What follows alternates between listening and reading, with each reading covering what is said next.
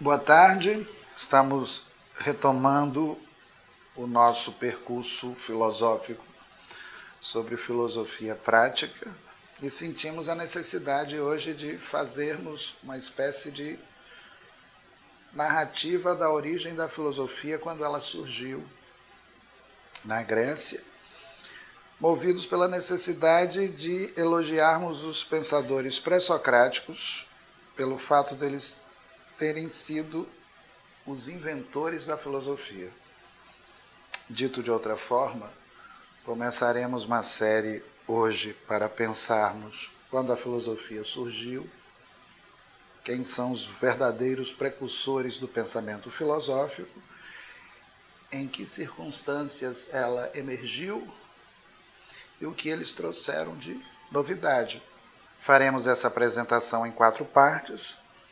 Na apresentação de hoje eu explicitarei a forma de pensar dos pré-socráticos e tentarei situá-los no contexto grego da Ásia Menor, no período que vai do século VI ao século V antes da era cristã. Fundamentalmente o que eu viso dizer hoje é: a filosofia surge no século VI antes da era cristã, trazendo uma nova forma de pensar. Os principais pensadores desse período são chamados de pensadores pré-socráticos, porque a filosofia oficial começa na era socrática com Platão.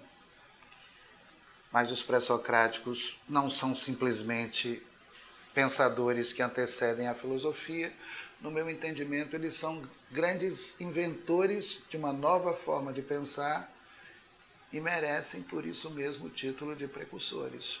Quem são os pré-socráticos? São filósofos que habitavam as cidades gregas da Ásia Menor e que traziam para estas cidades uma forma de pensamento que até então não existia em lugar nenhum no mundo. O que é surpreendente é que os pré-socráticos estão inventando uma forma de pensar onde esse pensamento, que será denominado de logos, é um pensamento diferente dos pensamentos míticos que existiam em outras formações sociais. Eles se diferem radicalmente do mito, eles estão trazendo para nós um pensamento pautado numa explicação imanente da natureza. Pela primeira vez surge no Ocidente uma forma de pensar que se explicita por intermédio de uma prática conceitual que merece da nossa parte um exame criterioso para podermos situá-los na história. Comecemos então fazendo uma primeira pergunta. Qual pergunta? Qual a forma de pensar que os pré-socráticos inventam e que difere a filosofia de outros pensamentos? Os pré-socráticos inventam uma forma de pensar diferente da narrativa mítica, porque eles trazem para a reflexão filosófica o conceito. Por exemplo, quando eu investigo o primeiro filósofo do qual nós temos registro, que é o Tales de Mileto, Tales de Mileto se apresenta na cidade grega como um filósofo que quer explicar a gênese ou a origem da natureza. E para explicar a gênese ou a origem da natureza, ele vai formulando uma noção que explicite essa natureza sem recorrer a narrativas míticas. É de Tales o famoso enunciado tudo é água, é de Tales o famoso enunciado de que a água é o princípio que se oculta na natureza e que explica, tá certo? A formação de todas as coisas existentes. É de Tales a primeira reflexão filosófica, onde nela ele diz: a natureza não precisa de recursos sobrenaturais para ser explicada, porque os princípios causais que animam a natureza devem ser encontrados no seio da própria natureza. Qual a novidade desta forma de pensamento? Ele está evitando, por um lado, uma explicação narrativa da natureza, para oferecer, por outro lado, uma explicação conceitual. E ele está dizendo que a natureza não precisa ser explicada por princípios sobrenaturais, porque as causas que explicam a ordem da natureza que estão na própria natureza. Reparem, essa forma de pensar até então não existia. Porque quando a gente recua no tempo, vai para o século XI, o século XII antes da era cristã, o pensamento que até então existia era um pensamento mítico, narrativo, todo ele, tá certo? Difundido por intermédio de figuras míticas e religiosas, e os pensadores que habitavam essas formações sociais quase sempre eram pensadores vinculados, olha só, com um certo compromisso transcendente, porque eles procuravam explicar a natureza com mitos ou com narrativas fabulosas de coisas que não estavam presentes na natureza. Com os pré-socráticos isso muda. Por quê? Porque eles estão trazendo pela primeira vez uma forma de pensar onde a explicação da natureza deve ser encontrada no seio da própria natureza. Como poderíamos nomear essa forma de pensar inédita que os pré-socráticos estão inventando? Usarei uma palavra que talvez exija de mim uma pequena reflexão. Qual palavra eu vou utilizar? A palavra imanência. Qual o significado disso? Os pré-socráticos estão inventando pela primeira vez um plano de imanência,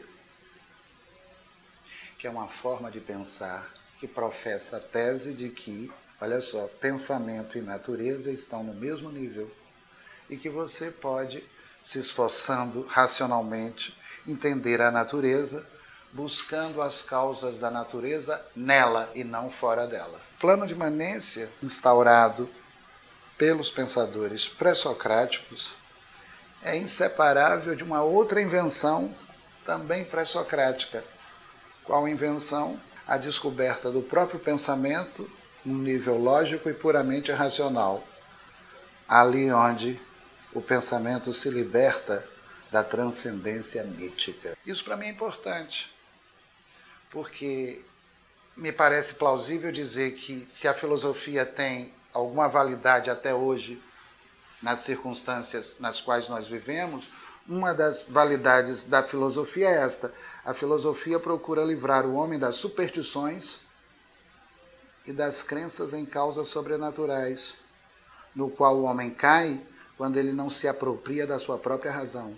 Muita gente vive na imaginação, sofrendo influência de muita gente, recebe um discurso muito bem preparado, muito bem construído, mas um discurso pautado em crenças sobrenaturais, onde a evidência desse discurso simplesmente não existe, porque ele se sustenta enquanto discurso tão somente na crença daquele que crê na palavra de uma outra pessoa. Com os pré-socráticos isso não ocorre. Por quê?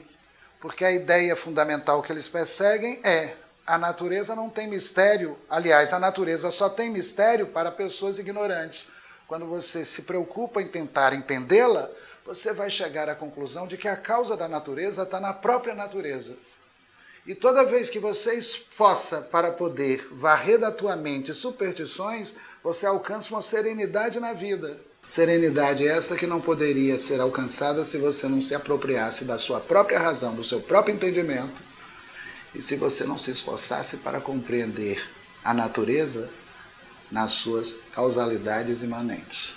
Bom, liberando a informação desta forma, eu posso dizer agora que os pré-socráticos instauram pela primeira vez um plano de imanência filosófico nas cidades gregas da Ásia Menor. E posso dizer que eles se apresentam pela primeira vez na história da humanidade como pensadores da physis. Eles procuram livrar o pensamento de superstições, de crenças sobrenaturais. Eles procuram dizer, como pensadores da physis ou pensadores físicos, que não existe um plano sobrenatural, que a razão da natureza deve ser buscada no seio da própria natureza. Quando você se esforça para explicar aquilo que a natureza é, você alcança uma certa serenidade na vida, porque toda vez que você alcança um nível reflexivo de compreensão da natureza, você vai se livrando com certeza de tudo aquilo que causa inquietação na sua alma. Por exemplo, a filosofia começa com Tales, quando Tales diz tudo é água, e quando ele diz tudo é água, por mais bobo que possa parecer esse enunciado hoje, essa é com certeza a primeira enunciação filosófica que nós temos registro. Tales está dizendo que o princípio que gera todas as coisas está no seio da physis, é a água. Quando a gente estuda um outro membro da escola jônica que discutia com Tales e protestava contra Tales a ideia de que a água pudesse ser princípio, esse cara se chama Anaximandro. Anaximandro chega a dizer que o princípio gerador de todas as coisas não pode ser um elemento da natureza. Porque se fosse um elemento da natureza, nós teríamos que explicar como é que esse elemento vai se metamorfoseando para construir todas as coisas. E por isso mesmo, ele decide nomear tal princípio com uma palavra que eu acho muito curiosa. Uma palavra grega que eu vou tentar traduzi-la. Apeiron. Apeiron. É bem interessante isso. Apeiron. Cuja tradução é o ilimitado, o que não tem peras. Quando ele diz apeiron e traduz o ilimitado que não tem peras, o que Anaximandro quer dizer? Que todas as coisas que têm limite vieram do apeiron. Se todas as coisas que têm limite vieram do apeiron, se eu que tenho uma existência limitada, tá? Eu surgi de um fundo ilimitado. Fundo ilimitado esse que é a própria physis. E todas as coisas que têm limite, que vieram do apeiron, ganham limite por isso, ao apeiron devem retornar. Ao apeiron devem retornar. Anaximandro está pensando a physis como o ilimitado, Anaximandro está pensando o apeiron como princípio, não tem nenhuma transcendência nisso, é imanência, mas está pensando a existência como uma espécie, vamos dizer assim, de separação do ser vivo desse fundo ilimitado, dizendo que esse ser vivo deve voltar ao ilimitado ao término da sua existência. Tranquilo, né? Tá? Aí ele começa a dizer que a existência física ilimitada é um somatório de injustiças, porque tudo que tem limite conhece sofrimento. Ao dizer que a existência física limitada é um somatório de injustiças, porque tudo que tem limite sofre, tá? Ele está fazendo, de alguma maneira, uma espécie de avaliação moral do devir, ao dizer que o devir é um somatório de injustiças. Tá bem, né? Nessa avaliação moral do devir que ele está colocando, ele, Anaximandro, ele já está introduzindo uma diferença em relação ao fisicalismo do Tales, que é o pensador anterior, mas nessa moralização que ele está fazendo do devir não existe nenhuma transcendência. Ele está dizendo que o ser humano é culpado porque ele se emancipou do ilimitado, que ele sofre por causa dessa emancipação. E que por isso mesmo ele deveria expiar as suas culpas ao longo da existência, através de uma sucessão de sofrimentos, e retornar ao morrer ao ilimitado da physis. É engraçado que um pré-socrático já esteja apresentando um tema que será polêmico dentro do contexto da filosofia pré-socrática. O fato é que vai existir, depois de Anaximandro, o mais polêmico de todos os pré-socráticos. Ele se chama Heráclito de Éfesos. E Heráclito de Éfesos discorda do pessimismo de Anaximandro, porque ele diz, olha só, que a guerra, o combate, a disputa entre os seres vivos não ocorre porque eles se emanciparam de um fundo neutro e ilimitado, mas ocorre fundamentalmente porque a existência se dá no combate, na guerra e na luta, uma vez que para Heráclito o real é devir, movimento e mudança. Devir, movimento e mudança. Olha que cenário interessante. O que eu estou fazendo nesse primeiro esforço? Eu estou apresentando 3 pensadores pré-socráticos. O primeiro pensador é Tales, o segundo pensador é Anaximandro, o terceiro pensador é Heráclito. Eles divergem entre si. Nenhum vai ter uma resposta idêntica do outro. Entretanto, todos os três, um com seu pessimismo, o outro com seu fisicalismo, o outro com a sua ética do devir e da mudança, todos os três estão em comum acordo quando dizem que o princípio que explica a físis deve ser buscado no seio da própria físis, ou seja, não há recurso sobrenatural. É imanência. Muito interessante, é imanência. A avaliação da existência não pode ser feita a partir de uma causa fantasiosa. A avaliação da existência tem que ser feita a partir de causas reais. E toda vez que você procura um certo esclarecimento, ou seja, procura se apropriar da sua razão, você começa a entender que racionalmente, quando você se apropria da natureza, a natureza não se oculta, ela se mostra. Que a ideia de uma natureza oculta advém da ignorância de um ser humano.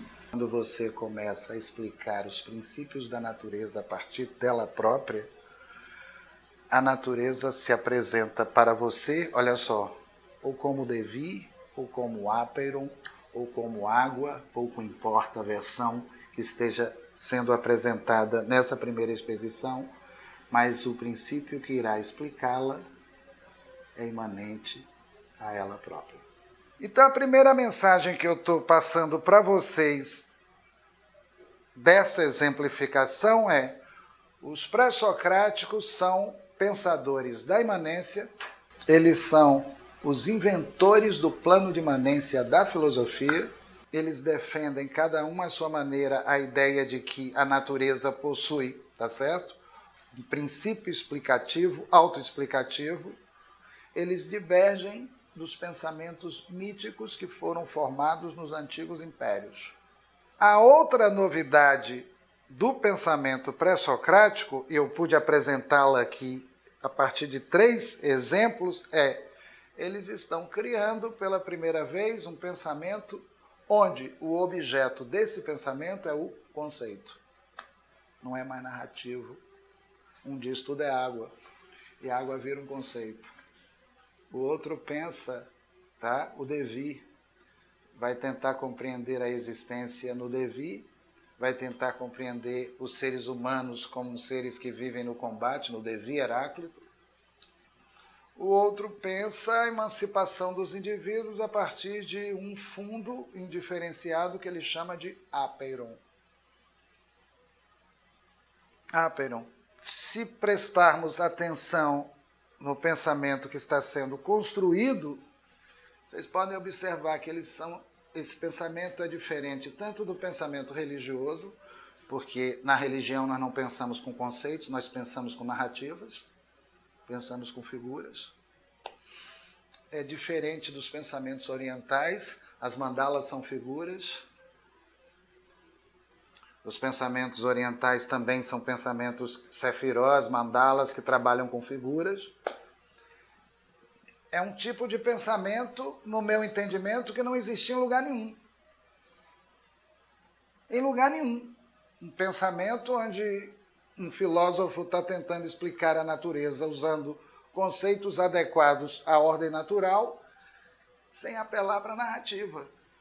Claro está que, como os pré-socráticos estão inventando pela primeira vez a filosofia, não existia filosofia antes, eles ainda usam alguns elementos míticos no discurso. Você pega, por exemplo, o poema de Parmênides, tem um preâmbulo mítico lá, utilizado. Isso eu vou explicar depois, quando a gente entender a emergência histórica do pensamento pré-socrático. Entretanto, mesmo utilizando esses recursos míticos na palavra, eles estão introduzindo na cidade uma forma de pensar que não existia em lugar nenhum. Forma de pensar essa que vai influenciar Platão, vai influenciar Aristóteles, vai influenciar todos os outros filósofos e, com certeza, é a forma de pensar que caracteriza fundamentalmente a atividade filosófica. Vamos dizer assim, a filosofia é, dos pré-socráticos aos contemporâneos, a arte de criar conceitos. A função da filosofia é quebrar superstições. A meta da filosofia é acabar com o sobrenatural. O propósito da filosofia é procurar explicar a natureza com recursos que são imanentes à natureza. A filosofia propõe ao ser humano uma explicação do real para fazer com que o ser humano, ao ter o entendimento do real, vá se livrando de superstições que causam tormentos na vida dele. A função da filosofia é dar ao homem a possibilidade dele viver de uma forma serena, espantando da cabeça todo e qualquer tormento que possa se originar dentro de uma crença em um mundo sobrenatural. Eu acho isso muito bom, acho isso sensacional, é uma prática de liberdade, o que a gente encontra nos pré-socráticos, no meu entendimento, é uma primeiríssima experiência de liberdade, onde o que está em questão é, se você se apropria do pensamento para entender o que a vida é, você vai se livrando de um monte de coisas ruins que estão na sua cabeça, de um monte de opiniões que você adquire na cidade através da influência que você sofreu de certas pessoas que estão trazendo para você crenças em coisas que criam tormentos. Está acontecendo um tipo de pensamento que não existia nos antigos impérios, que é um pensamento imanente de cidadãos que disputam lugares na ágora, que podem falar livremente o que eles pensam, através de uma palavra dialogada que antes não existia. O filósofo está entrando aí. Os gregos estão inventando pela primeira vez aquilo que daqui a pouco lá na Grécia, eles vão chamar de democracia. Um meio de discussão pública, que eles chamavam de ágora, tá? Um meio de amizade, de rivalidade, um meio de imanência, de disputa de opiniões, e o filósofo que está vindo de fora está aparecendo aí nesse meio. Está aparecendo nesse meio e trazendo uma palavra curiosa, dizendo assim, não olhem para cima, não olhem para a natureza. Vocês fazem parte, como cidadãos, de uma natureza que é muito maior e que é preciso pensar.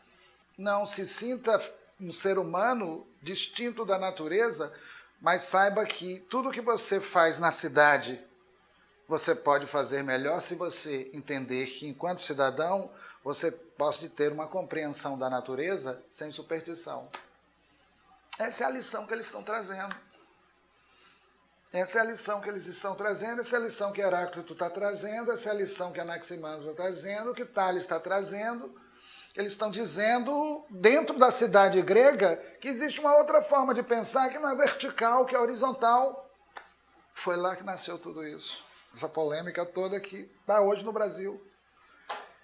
Se houver liberdade de pensamento, vai haver filosofia, vai haver possibilidade de esclarecimento. Quando tem tirania, isso tudo acaba. Acaba. E a filosofia...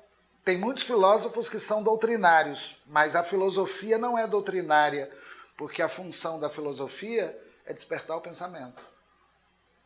É um sistema de pensamento que você abraça para fazer suas escolhas. Tem filósofos que não lhe dizem respeito, você não vai gostar deles, tem outros filósofos que vão te afetar de alguma maneira. E o interessante em filosofia é que cada filósofo traz uma maneira própria de pensar para evitar um consenso global, o que torna a filosofia, no meu entendimento, bem interessante nesse aspecto. Aí, quando a gente estiver estudando Heráclito é um pensador do devir e da polêmica, porque ele diz que o repouso é uma ilusão, vida é tensão. Ele pensa assim, vida é tensão, a morte de um ser vivo é a eliminação da tensão que mantinha o ser vivo vivo. E que, ao longo da nossa vida, querendo ou não, nós estamos lutando com outros seres. Seres estão invadindo o nosso corpo, nós hospedamos milhares de bactérias, tá certo? E temos que matar seres vivos para comermos, porque os seres vivos se alimentam de seres vivos. E que esse combate que caracteriza a existência como um todo não é uma injustiça, é da própria existência. Quando ele diz que a polêmica está em todo e qualquer ser humano, porque está mesmo, tá? Em todo e qualquer ser humano, porque está mesmo, ele começa a ter uma descrição da natureza extremamente original, que nunca existiu. Assim, a luta entre os seres vivos faz parte da vida. O movimento que acolhe cada um dos seres humanos faz parte da vida como um todo. A existência ocorre na mudança, no dever. É um polêmico genial. Está lá no contexto dos filósofos pré-socráticos. Ele nasceu na cidade de Éfeso. Ele é classificado por nós como um dos membros da escola jônica e é aquele pensador tão polêmico que está olhando para a natureza sem assombro. Ele está dizendo, tudo isso que causa assombro no ignorante, para mim faz parte da natureza. Por quê? Porque o mundo físico, o mundo natural, a natureza como um todo, é movimento, é devir, é mudança. E o dia em que a gente acolher a mudança e aprender a viver na mudança, a gente para de se queixar da vida. Porque vida é movimento. Entendeu? Essa é a ideia. Talvez a palavra mais difícil para a gente aqui, e talvez eu tenha deslizado um pouco aí, é o que é a imanência. Porque tem uma palavra que vem na nossa cabeça e que a gente entende com muita facilidade, que é a palavra transcendência. Por quê? Porque ela foi ensinada a gente durante vários séculos de tradição. Transcendência é uma palavra que indica, tá, que possa existir alguma coisa para além do plano no qual nós vivemos. Transcendência é uma palavra que fomenta em nós uma forma de pensar, onde nela a gente crê que esse mundo que a gente vive teve uma origem, e que a ele nós iremos retornar quando morrermos, e que essa origem e essa finalidade irão coincidir num plano de eternidade separado do mundo no qual vivemos. Normalmente, quando nós pensamos dessa forma, qual forma? A transcendência, a gente acaba acreditando na existência de dois mundos, tá certo? E os filósofos pré-socráticos estão pensando de uma outra maneira, eles dizem, você não vai para um outro mundo, porque não existe outro mundo. Você retorna à natureza, porque foi de lá que você veio. Agora, pensar dá trabalho, muito trabalho. Porque normalmente o mundo já foi pensado e quando a gente vem ao mundo, as pessoas ficam dizendo o que a gente deve pensar. O que torna o ser humano muito mais preguiçoso. Porque se ele recebe pensamentos prontos e acabados, para que pensar? Ele consome e reproduz. Pensar dá trabalho, porque pensar é um exercício de uma força, tá, que só acontece quando você quer se movimentar na vida.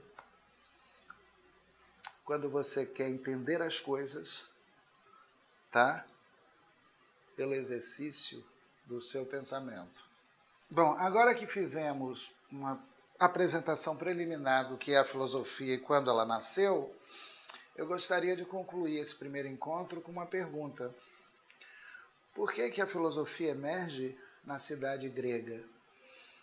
Por que ela não pôde emergir nos antigos impérios, nas formações asiáticas orientais? O que estava acontecendo na cidade grega para que a filosofia pudesse emergir ali e não em um outro lugar? Fazer essa pergunta é importante porque nós defendemos a tese de que a invenção da filosofia é fruto de um encontro contingente que ocorreu entre estrangeiros filósofos que chegavam na cidade e uma cidade que acolhia tais estrangeiros porque nela estava acontecendo alguma coisa de singular. O que estava acontecendo de interessante nas cidades gregas da Ásia Menor? Estava surgindo um novo tipo de meio social que não existia nos antigos impérios, um meio social democrático, uma sociedade constituída por amigos que supostamente tinham direito à palavra, usavam a palavra na praça pública para defender as suas opiniões. A cidade grega oferece ao filósofo que vai inaugurar a filosofia um meio de imanência. É uma cidade constituída por uma sociedade de amigos, onde houver amigos, há amizade, rivalidade, disputa verbal através da palavra e um gosto exagerado na cidade grega pela opinião essa que é proporcionada pela palavra dialogada. Partamos da premissa de que esse meio democrático é constituído de tal forma onde as pessoas vão à praça pública disputar interesses e utilizam para que essa disputa se dê a palavra. É um meio de liberdade onde o direito à palavra pode permitir a qualquer um, emitir uma opinião e encontrar por parte do outro uma possível objeção.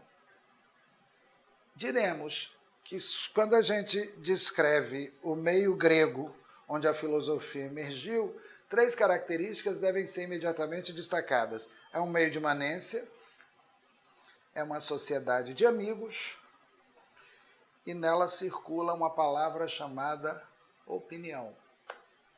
Curiosamente, se você for pesquisar a raiz etimológica da filosofia ou do filósofo, na palavra filósofo consta também a palavra amigo, porque filósofo é etimologicamente o amigo do saber.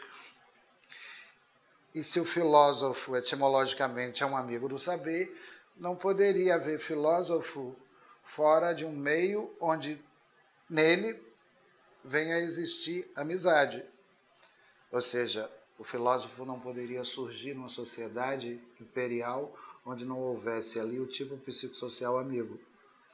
Só que o filósofo, diferentemente do amigo que está na cidade, ele é amigo do saber e não amigo da opinião.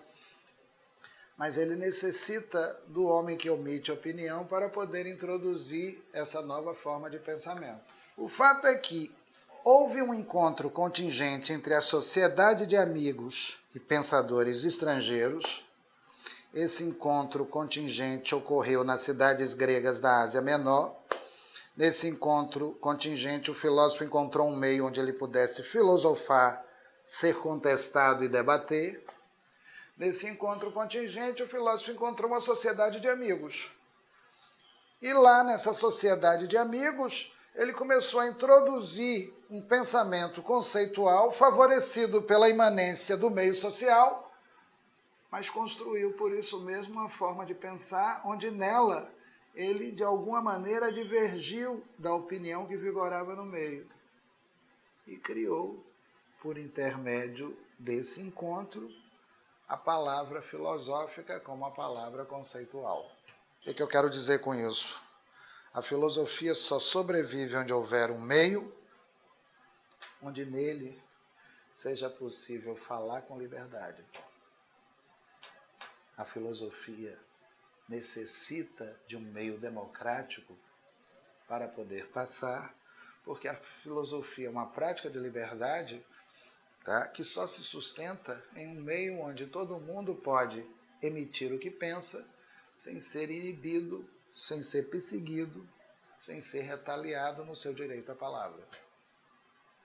É por isso que a filosofia surgiu na Grécia, porque foi na Grécia pela primeira vez que a gente viu emergir esse meio social. As formações sociais antigas não eram democráticas. As formações sociais antigas eram imperiais.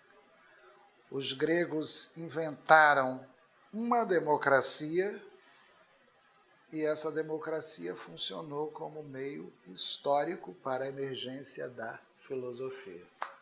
Dizendo, para a gente começar a falar daqui para frente da invenção pré-socrática, que o exercício da filosofia ocorre na cidade, quando na cidade houver liberdade para você pensar, divergindo dos demais.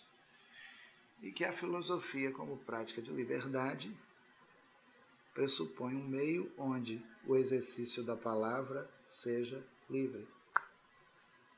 A diferença fundamental entre o discurso filosófico e a doxa é que o discurso filosófico traz para o plano da discussão o conceito e dar ao homem da opinião a possibilidade dele pensar de uma forma mais ampla. A filosofia, quando incide na cidade, encontra na cidade condições históricas para que ela possa instaurar ali uma espécie de imanência redobrada, uma imanência do pensamento, onde a cidade passa a ser o meio para você poder compreender o plano de imanência da filosofia. Fechando, nesse encontro, explicamos o que é a filosofia, qual é o plano sobre o qual a filosofia pensa. Eu disse que a filosofia é a arte de criar conceitos. Disse em seguida que o plano que a filosofia traça quando os filósofos criam um conceito, eu aqui chamei de plano de imanência. Expliquei também para vocês que a filosofia surgiu no século VI, antes da era cristã, que não existia filosofia antes disso. Disse também que os inventores da filosofia são os pensadores que nós hoje chamamos de pré-socráticos. Expliquei que os pré-socráticos, quando emergem na cidade, trazem uma forma de pensar diferente do pensamento imperial, porque eles querem explicar a natureza a partir de princípios que devam ser buscados no seio da própria natureza. E disse, enfim, que a filosofia não poderia surgir em qualquer lugar, porque ela depende de um meio onde, nele, a palavra do filósofo seja acolhida. E esse meio é a cidade.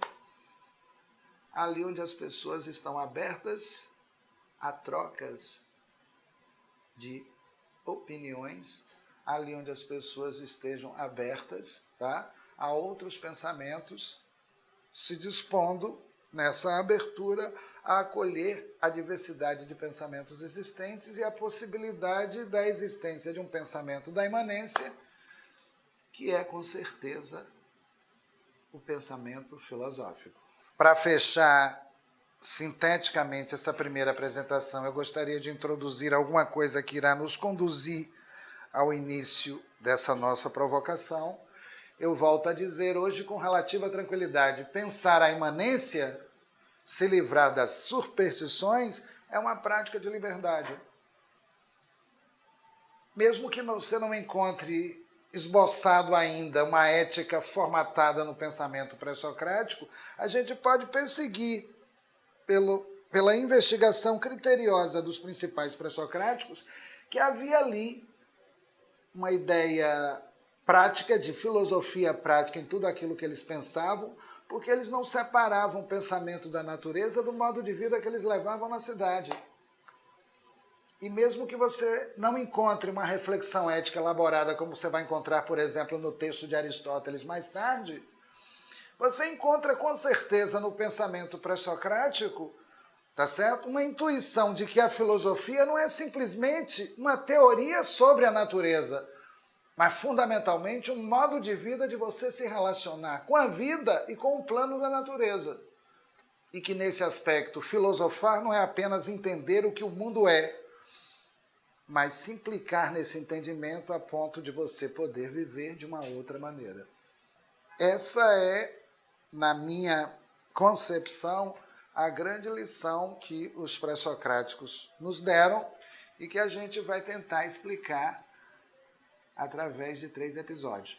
No primeiro episódio, eu devo falar da escola jônica. Já dei exemplos hoje, já falei de Tales, já falei de Anaximandro, já falei de Heráclito.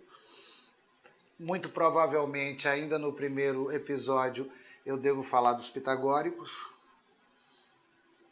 No segundo episódio, nós iremos falar da escola de Eleia, cujos principais representantes é Parmênides e Zenão.